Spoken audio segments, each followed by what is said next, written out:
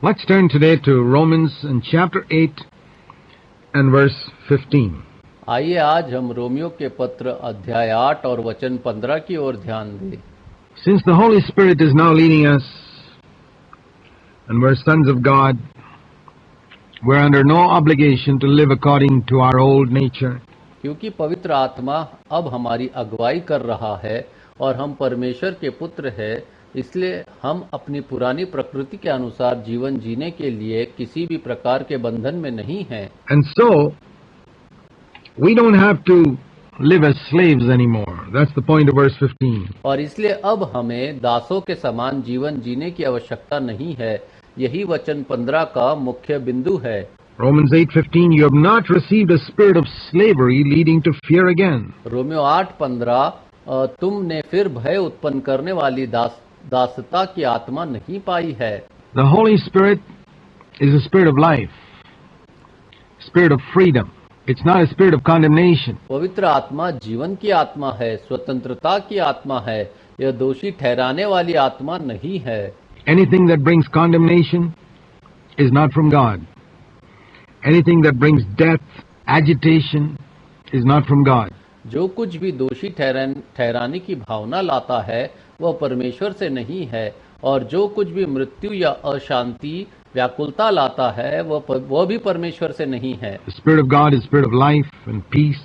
Equally, anything that brings fear is not from God. परमेश्वर की आत्मा जीवन और शांति की आत्मा है। इसी प्रकार जो कुछ भी भय उत्पन्न करता है वह परमेश्वर से नहीं है। Romans 8:15. Whenever you find fear in your heart concerning anything, you can be sure of one thing. That fear has not been given to you by God. Romeo 8:15, जब भी तुम्हारे हृदय में किसी भी बात को लेकर भय आता है तो तुम एक बात के लिए निश्चित हो सकते हो, वह भय तुम्हें परमेश्वर द्वारा नहीं दिया गया है। God has not given us the spirit of fear. परमेश्वर ने हमें भय की आत्मा नहीं दी है। When you find yourself enslaved to a habit, you can be sure that that spirit of slavery is not from God. जब तुम अपने आप को किसी आदत के दासत्व में बंधा हुआ पाओ तो तुम निश्चित हो सकते हो कि वह दासत्व की आत्मा परमेश्वर से नहीं है। God does not want you to be a slave. God wants you to be an overcomer. God wants you to be a king. God wants you to walk in triumph. परमेश्वर नहीं चाहते कि तुम दास बनो, परमेश्वर चाहते हैं कि तुम विजेता बनो। परमेश्वर चाहते हैं कि तुम राजा के समान जीवन जियो। परमेश्वर चाहते हैं कि तुम जयवंत होकर चलो। You have not received a spirit of slavery leading to fear again, but you've received a spirit of adoption as sons. तुमने फिर भय उत्पन्न करने वाली दासता की आत्मा नहीं पाई है, परंतु तुमने पुत्रत्व की आत्मा पाई है। So what's the meaning of adoption as sons? Today we speak of adoption as a set of parents पुत्रत्व के लिए गोद लेने का क्या अर्थ है? आज हम गोद लेने की बात ऐसे माता पिता के एक जोड़े के रूप में करते हैं, taking a father and husband and wife, selecting a child from an orphanage and adopting it. It's not a natural child. It's somebody else's child. They adopt. एक पति पत्नी मिलकर किसी अनाथालय से एक बच्चे को चुनकर उसे गोद लेते हैं। वह उनका स्वाभाविक बच्चा नहीं होता, वह किसी और का बच्चा होता है जिसे वे गोद लेते हैं। But the adoption spoken of here in Romans 8:15 is not that type of adoption at all. लेकिन यहाँ रोमियो 8:15 में जिस गोद लेने की बात की गई है वह उस प्रकार का गोद लेना बिल्कुल भी नहीं है। It's talking about placement. A more correct translation would be placement as sons. यह स्थान देने की बात कर रहा है। इसका अधिक सही अनुवाद पुत्रों के रूप में स्थान देना होगा। Which is a custom in those days, that when children came to a certain age, they would be acknowledged as heirs, as we read in Galatians 4. जो उन दिनों की एक प्रथा थी, जब बच्चे एक निश्चित उम्र पर पहुंचते थे तो उन्हें वारिस के रूप में स्वीकार किया जाता था, जैसा कि हम गलातियों 4 में पढ़ते हैं। A certain age, they can be heirs of their father, who is the king. That's the adoption spoken of here. It's a born child, born to the parents, who is being placed as a child. एक निश्चित आयु पर वे अपने पिता जो राजा है के वारिस बन जाते हैं। यही वो पुत्रत्व के लिए स्थान देना है जिसकी यहाँ बात की गई है। यह ऐसा बच्चा है जो जन्म से ही उन माता पिता से उत्पन्न हुआ है जिसे पुत्र के रूप में स्थापित किया गया है। The spirit of adoption as sons. I am a child who is now a son. पुत्रत्व के लिए स्थान देने की आत्मा मैं एक बच्चा हूँ जो अब पुत्र बन गया हूँ। God wants me to be a son, not a baby, crying out, Abba, Father. परमेश्वर चाहते हैं कि मैं एक पुत्र बनूं, न कि एक बच्चा जो रो रो कर कहता है अब्बा पिता। The Holy Spirit within us calls out, Father, showing me that I am a child of God, showing me that I am a son of God. हमारे भीतर पवित्र आत्मा पिता कहकर पुकारता है, यह दिखाते हुए कि मैं परमेश्वर की संतान हूँ, यह दिखाते हुए कि मैं परमेश्वर का पुत्र हूँ। The Spirit of God wants me to have security in my life. He doesn't want me to be defeated. He doesn't want me to be insecure. परमेश्वर की आत्मा चाहती है कि मेरे जीवन में सुरक्षा हो। वह नहीं चाहते कि मैं पराजित रहूं, वह नहीं चाहते कि मैं असुरक्षित रहूं। You know, it's when you know God is a Father that all insecurity goes away from your life. Insecurity is the result of not knowing God as a Father. जब तुम परमेश्वर को पिता के रूप में जानते हो, तब तुम्हारे जीवन से सारी असुरक्षा दूर हो जाती है। असुरक्षा परमेश्वर को पिता के रूप में न जानने का परिणाम है।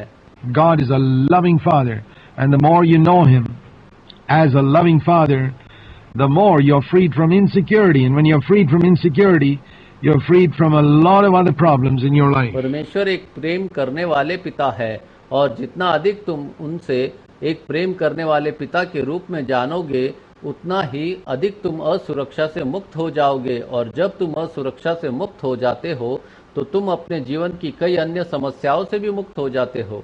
The Spirit Himself, verse 16, bears witness with our spirit that we are children of God. वचन 16, आत्मा स्वयं हमारी आत्मा के साथ मिलकर यह गवाही देता है कि हम परमेश्वर की संतान हैं। I never go to any believer and say to him, you're a child of God. I say the Holy Spirit must tell him that. मैं कभी किसी विश्वासी के पास जाकर यह नहीं कहता तुम परमेश्वर के संतान हो। मैं कहता हूँ कि पवित्र आत्मा को उसे यह बताना चाहिए। If the Holy Spirit doesn't tell you that you're a child of God, it's no use somebody else coming and giving you that assurance. You need to get that assurance from God through the Holy Spirit. अगर पवित्र आत्मा तुम्हें यह नहीं बताता कि तुम परमेश्वर की संतान हो, तो किसी और के आकर तुम्हें यह आश्वासन देने का कोई लाभ नहीं है। तुम्हें यह आश्वासन परमेश्वर से पवित्र आत्मा के द्वारा ही प्राप्त करना चाहिए। The Spirit bears witness with our spirit that we are children of God. How do I know I'm a child of God? आत्मा हमारी आत्मा के साथ मिलकर गवाही देता है कि हम परमेश्वर की संतान है। मैं कैसे जानूं कि मैं परमेश्वर की संतान हूँ? It's not just because of some letter that I read in Scripture. Yes, it's on the basis of that I get faith.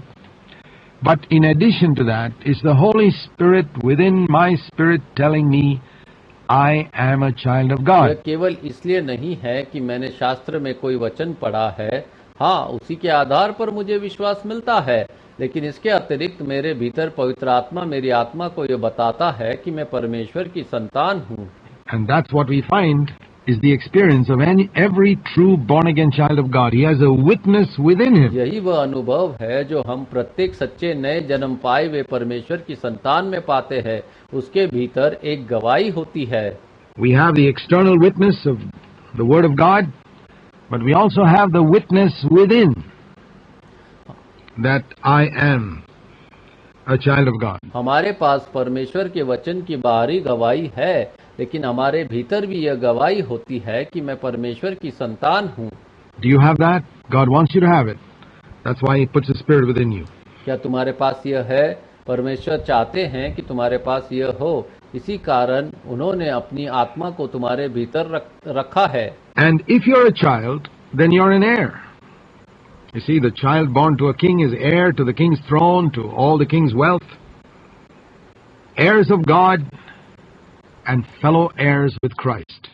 और यदि तुम संतान हो तो तुम वारिस भी हो। देखो, जो बच्चा किसी राजा के घर जन्म लेता है और राजा के सिंहासन का और राजा की सारी संपत्ति का वारिस होता है। परमेश्वर के वारिस और मसीह के साथ सहवारिस। Jesus Christ is the Son of God, and I'm a fellow heir with him. He's my elder brother, as we read later on in Romans 8:29. यीशु मसीह परमेश्वर के पुत्र है और मैं उनके साथ सहवारिस हूँ। वे मेरे बड़े भाई है, जैसा कि हम आगे रोमियो 8:29 में पढ़ते हैं। Now, I can be a fellow heir with him if... Now, there are many promises in Scripture which are unconditional. अब मैं उनके साथ सहवारिस हो सकता हूँ, लेकिन शास्त्र में ऐसी बहुत सी प्रतिज्ञाएं हैं जो बिना शर्त है। God's love is unconditional. His material blessings very often are unconditional. He makes the sun to rise on the good and the evil, we read in Matthew 5. He makes the rain to fall on the righteous and the unrighteous. परमेश्वर का प्रेम बिना शर्त है। भौतिक आशीषें भी बहुत बार बिना शर्त होती है। हम मत्ती 5 में पढ़ते हैं कि वह भले और बुरे दोनों पर सूर्य उदय करता है। वह धर्मी और अधर्मी दोनों पर वर्षा कराता है। But certain promises are conditional. If we repent and believe, our sins can be forgiven. लेकिन कुछ प्रतिज्ञाएं शर्तों पर आधारित है। यदि हम पश्चाताप करें और विश्वास करें तो हमारे पाप क्षमा किए जा सकते हैं। The sins of people are not automatically forgiven just because Jesus died on the cross. There is a condition. They have to repent and believe. लोगों के पाप केवल इसलिए स्वतः क्षमा नहीं हो जाते कि यीशु मसीह क्रूस पर मरे। एक शर्त है, उन्हें पश्चाताप करना और विश्वास करना होता है। God's love is unconditional, but forgiveness is conditional. It's conditional on their repenting and believing. परमेश्वर का प्रेम बिना शर्त है, लेकिन क्षमा शर्तों पर आधारित है, उनके पश्चाताप करने और विश्वास करने पर। In the same way, it says here, we are heirs of God and fellow heirs with Christ, Romans 8:17, if we suffer with him, in order that we may be glorified with him. इसी प्रकार यहाँ लिखा है कि हम परमेश्वर के वारिस और मसीह के साथ सहवारिस है, रोमियो 8:17, यदि हम उसके साथ दुख सहें ताकि हम उसके साथ महिमान्वित भी हो। Now, if you're not willing to suffer with Christ, you cannot be glorified with him. It's completely out of the question. अब यदि तुम मसीह के साथ दुख सहने के लिए तैयार नहीं हो तो तुम उसके साथ महिमान्वित नहीं हो सकते। यही बिल्कुल असंभव है। Suffering is the pathway to glory. And heirship, being an heir of God, sharing his throne, is dependent on choosing to suffer with him now. दुख सहना महिमा का मार्ग है और वारिस होना, परमेश्वर के वारिस होना, उसके सिंहासन में भागी होना, इस पर निर्भर करता है कि हम अभी उसके साथ दुख सहने का चुनाव करें। And in relation to that suffering, he says in Romans 8:18, I consider that the sufferings of this present time are not even worthy to be compared with the glory that is to be revealed in us. उस दुख के संदर्भ में वह Romeo 8:18 में कहता है, मैं समझता हूँ कि इस वर्तमान समय के दुख उस महिमा के बराबर भी नहीं है जो हम में प्रकट होने वाली है। We have seen many things about life in the Holy Spirit in Romans chapter 8. हमने रोमियो अध्याय 8 में पवित्र आत्मा में जीवन के बारे में बहुत सी बातें देखी है। One of the things we see here now is that the Holy Spirit leads us into a life of suffering, fellowship with Christ in his suffering. यहाँ हम जो एक बात अब देखते हैं वह यह है कि पवित्र आत्मा हमें दुखों के जीवन में ले जाता है, मसीह के दुखों में उसके साथ सहभागिता में। Now, a lot of people don't like this. They think the Spirit leads us to prosperity and comfort and ease. That's a false gospel. अब बहुत से लोग इसे पसंद नहीं करते। वे सोचते हैं कि आत्मा हमें समृद्ध, आराम और सहज जीवन की ओर ले जाती है। यह एक झूठा सुसमाचार है। Romans 8 speaks very clearly about victory over sin. It also speaks about suffering. Romeo 8 पाप पर विजय के बारे में बहुत स्पष्ट रूप से बात करता है। यह दुख के बारे में भी बात करता है। And that's why we see God's people are led through suffering, just like their forerunner, Jesus Christ himself, went through suffering. इसी कारण हम देखते हैं कि परमेश्वर के लोग दुख के मार्ग से होकर ले जाए जाते हैं, ठीक वैसे ही जैसे उनके अग्रदूत स्वयं प्रभु यीशु मसीह दुखों से होकर गुजरे। It was not so in the Old Testament. In the Old Testament, God's people were promised prosperity and wealth and lands and houses and prosperous businesses, etc. पुराने नियम में ऐसा नहीं था। पुराने नियम में परमेश्वर के लोगों को समृद्धि, धन, भूमि, घर और समृद्ध व्यवसाय का वादा किया गया था। But in the New Testament, we are told that we are to suffer along with Jesus Christ. लेकिन नए नियम में हमें बताया गया है कि हमें यीशु मसीह के साथ दुख सहना है। And he says This is not something to be troubled about, because all the suffering that we can ever face in the world is like a drop in the ocean compared to the glory we're going to have if we are faithful in that suffering. वह कहता है कि यह चिंता की बात नहीं है, क्योंकि इस संसार में हम जितना भी दुख कभी भी सह सकते हैं वह उस महिमा की तुलना में समुद्र में एक बूंद के समान है जो हमें मिलने वाली है यदि हम उस दुख में विश्वास योग्य रहें। And then he speaks about creation in verse 19. All of creation is eagerly waiting for the revealing of the sons of God. फिर वह वचन 19 सृष्टि के बारे में कहता है, सारी सृष्टि परमेश्वर के पुत्रों के प्रकट होने की बड़ी उत्सुकता से प्रतीक्षा कर रही है।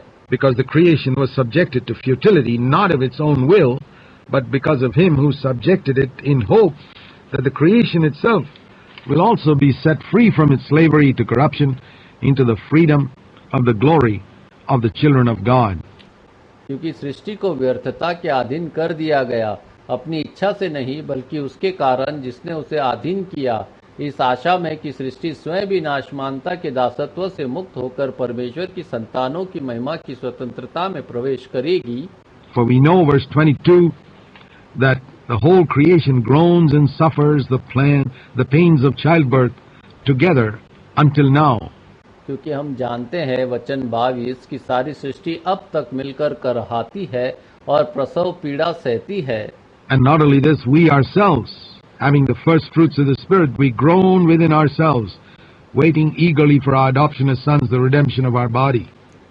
और केवल यही नहीं, परंतु हम भी जिनके पास आत्मा के पहले फल है, अपने आप में करहाते हैं और अपनी पुत्रत्व की प्राप्ति अर्थात अपने शरीर से छुटकारे की प्रतीक्षा उत्सुकता से करते हैं।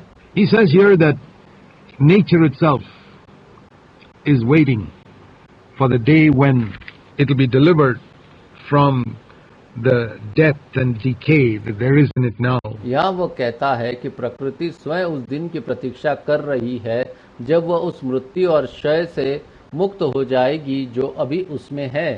Today there are thorns and thistles, sin, death, decay, all types of things. And creation is waiting patiently, hopefully, for that future day when God will raise up His children and reveal their glory. आज कांटे और उठ कटारे, पाप, मृत्यु, क्षय, इस प्रकार की अनेक बातें हैं और सृष्टि धैर्य पूर्वक आशा के साथ उस भविष्य की दिन की प्रतीक्षा कर रही है जब परमेश्वर अपने बच्चों को उठाएगा और उनकी महिमा को प्रकट करेगा। And then creation itself will be liberated from the curse that came upon it when Adam and Eve chose to sin. तब स्वयं सृष्टि उस श्राप से मुक्त हो जाएगी जो उस पर तब आया जब आदम और हव्वा ने पाप करने का चुनाव किया। The things that this world creation is suffering will all disappear in that day. And it says here the creation is waiting for that day. संसार और सृष्टि में जो भी दुख है वे उस दिन पूरी तरह समाप्त हो जाएंगे। यहाँ लिखा है कि सृष्टि उस दिन की प्रतीक्षा कर रही है। And it's not only creation. We ourselves are waiting for that day. And Paul likens it here in verse 22, the Holy Spirit likens it to the pains of यह childbirth. केवल सृष्टि ही नहीं है, हम स्वयं भी उस दिन की प्रतीक्षा कर रहे हैं। पौलुस यहाँ वचन 22 में इसे प्रसव पीड़ा के समान बताता है। Every child is born through the mother going through pain. And through that pain, a child is born. In fact, that's part of the punishment which God gave to Eve, that in pain and sorrow she'll bring forth children. हर बच्चा माँ के प्रसव पीड़ा से होकर जन्म लेता है और उसी पीड़ा के माध्यम से एक बच्चा जन्म लेता है। वास्तव में यह उन परिणामों का हिस्सा था जो परमेश्वर ने हव्वा को दिया था कि पीड़ा और दुख में वह संतान उत्पन्न करेगी। But she would have children, but the joy would come after the pain. And in the same way, we also, he says, are going through that painful process right now. लेकिन उसके बच्चे होंगे और उस पीड़ा के बाद आनंद आएगा। उसी प्रकार वो कहता है कि हम भी अभी उसी पीड़ादायक प्रक्रिया से गुजर रहे हैं। But the purpose is to bring forth this new creation. लेकिन इसका उद्देश्य इस नई सृष्टि को प्रकट करना है। We groan within ourselves, verse 23, waiting eagerly for our adoption as sons, waiting eagerly for the redemption of our body. हम स्वयं अपने भीतर कराहते हैं, वचन 23, और अपनी पुत्रत्व की प्राप्ति अर्थात अपने शरीर के छुटकारे की उत्सुकता से प्रतीक्षा करते हैं, waiting eagerly for the day when we'll have a new body that will never be sick and that will never die. उस दिन की उत्सुकता से प्रतीक्षा करते हुए जब हमें एक नया शरीर मिलेगा जो कभी बीमार नहीं होगा और कभी मरेगा नहीं। And so he says here, that is the same longing that creation has that we also have. इसलिए वो यहाँ कहता है कि यह वही लालसा है जो सृष्टि के पास है और जो हमारे पास भी है। And it's in this hope, verse 24, that we have been saved. But the hope that is seen is not hope. We don't see it yet. Well, you can't hope for what you already see. इसी आशा में वचन 24, हम बचाए गए हैं, परंतु जो आशा देखी जाती है वह आशा नहीं है। हम उसे अभी नहीं देखते, क्योंकि जो पहले से दिखाई दे रहा है उसके लिए कोई आशा नहीं की जा सकती। But if we hope for what we don't see, with perseverance, verse 25, we wait eagerly for it. लेकिन यदि हम उस चीज की आशा करते हैं जिसे हम नहीं देखते, तो धीरज के साथ वचन 25, हम उसकी उत्सुकता से प्रतीक्षा करते हैं। What are we waiting eagerly for? For all this world to see that we are the sons of God. Right now the world doesn't recognize that. हम किस बात की उत्सुकता से प्रतीक्षा कर रहे हैं? इस बात की कि सारी दुनिया देखे कि हम परमेश्वर की संतान है। अभी इस समय संसार इसे पहचान नहीं रहा है। The world sees us just like everybody else, but Jesus has put a life in us through His Holy Spirit and made us God's children. And one day the whole world will see us as God's children. संसार हमें वैसे ही देखता है जैसे बाकी सब लोगों को, लेकिन यीशु ने अपने पवित्र आत्मा के द्वारा हमारे भीतर जीवन डालकर हमें परमेश्वर की संतान बना दिया है। एक दिन पूरा संसार हमें परमेश्वर की संतान के रूप में देखेगा। So we wait patiently for that day when our bodies will be redeemed and then creation itself will that day be set free. इसलिए हम धैर्य पूर्वक उस दिन की प्रतीक्षा करते हैं जब हमारे शरीर का छुटकारा होगा और तब स्वयं सृष्टि भी मुक्त हो जाएगी। So all these things are a challenge for us to be faithful to the leading of the Holy Spirit in daily life. ये सभी बातें हमारे लिए एक चुनौती है कि हम अपने दैनिक जीवन में पवित्र आत्मा के मार्गदर्शन के प्रति विश्वास योग्य बने रहें।